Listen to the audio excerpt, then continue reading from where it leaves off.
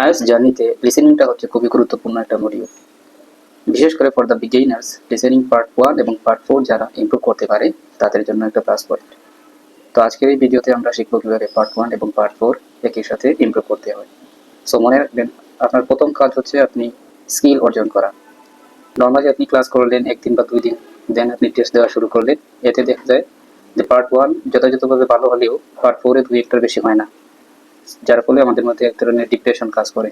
তো এই ভিডিওতে আমি বিস্তারিতভাবে বলবো কিভাবে আপনার পার্ট 1 এবং পার্ট 4 এর স্কিলটা ডেভেলপ করবেন। প্রথমত কাজ হচ্ছে পার্ট 1 এবং পার্ট 4 একই সাথে করবেন। সো যারা একবারে নতুন তাদের জন্য পরামর্শ হচ্ছে আপনারা পার্ট 1 এন্ড পার্ট 4 এর প্রত্যেকটা আননোন ওয়ার্ডের মিনিংটা আগে খাতায় লিখে নেবেন, দেন ওইগুলো পড়বেন।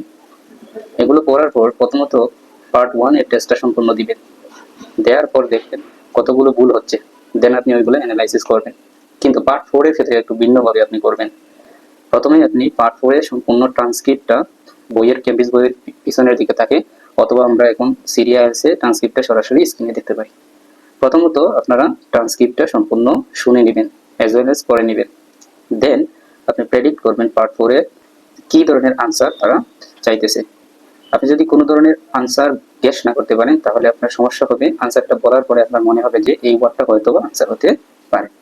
এই সমস্যাটা দূর করার জন্য আপনারা আগে থেকেই কি ধরনের আনসার আসতেছে বা কোন ধরনের আনসার ওই জায়গার জন্য উপযুক্ত সেটি বেছে নেবেন। তাহলে পার্ট 1 এবং পার্ট 4 এই দুই মডিউলেই, এই মোট দুই পার্টেই আপনারা ইমপ্রুভ করতে পারবেন।